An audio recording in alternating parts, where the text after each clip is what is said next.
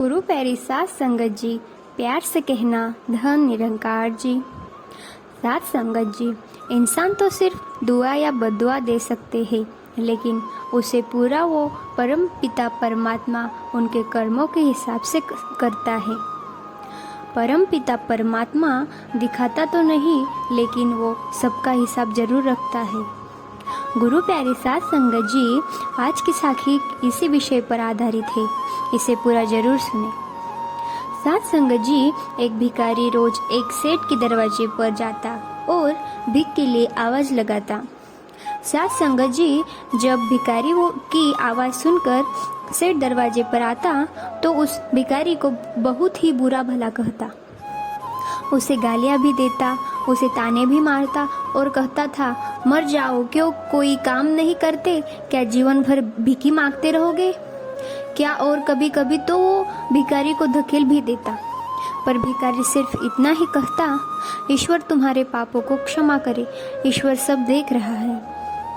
गुरु प्यारी सात संगत जी, एक दिन सेठ बहुत ही गुस्से में था, क्योंकि उसका व्यापार में बहुत ही घाटा हुआ था। उसी वक्त वो भिखारी भी मांगने के लिए सेठ के दरवाजे पर आ गया और फिर भीख के लिए आवाज लगाने लगा। गुरु प्यारे सात संगत जी, भिखारी की आवाज सुनकर सेठ अपने घर से फिर आया और उसने ना आए देखा ना बाएं देखा।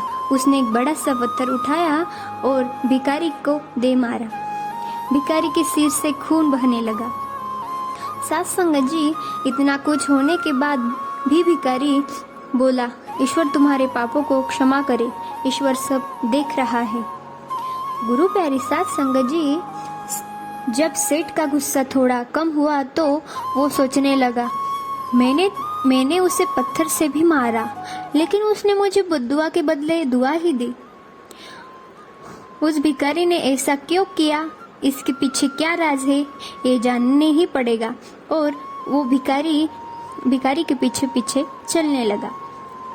सात संगत जी, भिखारी जहाँ भी जाता सेठ उसका पीछा करते हुए उसके पीछे पीछे चला जाता।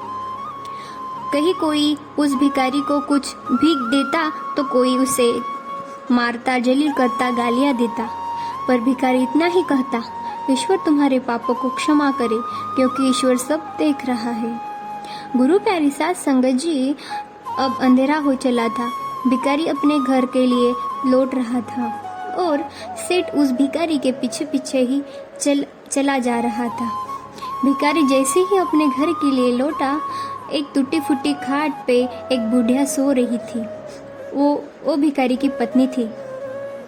जैसे ही उस वृद्ध महिला ने अपने पति को देखा तो खाट से उठ पड़ी और भीख का कटोरा देखने लगी। उस भीख की कटोरे में एक बासी रोटी थी। उसे देख के वो वृद्ध महिला बोली, बस इतना ही, कुछ नहीं मिला? और आपका ये सर कैसे फूट गया? सब सर पर से खून भी बह रहा था।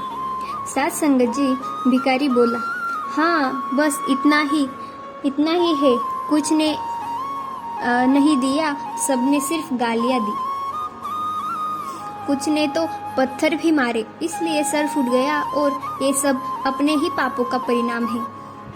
याद है ना तुम्हें, कुछ वर्षों पहले हम कितने अमीर हुआ करते थे और क्या नहीं था हमारे पास?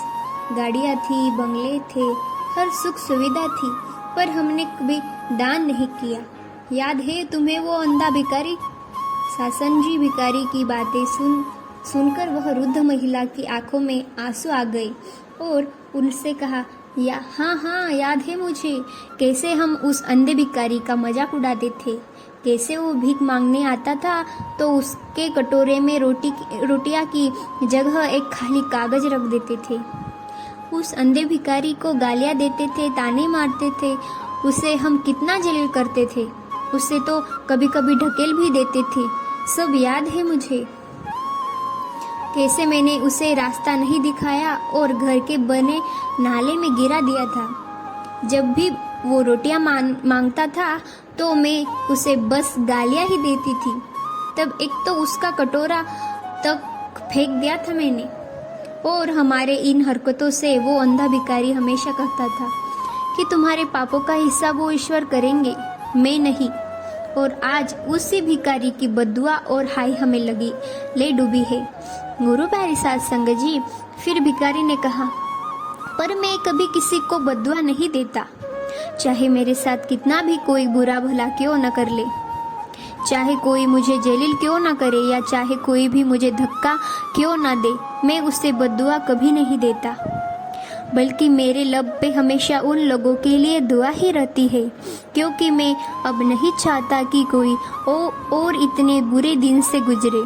इसलिए मेरे साथ अन्याय करने वालों लोगों को भी मैं सिर्फ दुआ ही देता हूँ, क्योंकि उनको पता भी नहीं रहता कि वो क्या पाप कर रहे हैं, कि सीधी वो पाप ईश्वर देख रहा है, जैसे हम उसे किए गए कर्मों को भुगत रहे हैं और कोई ऐसा कर्म ना भुगते।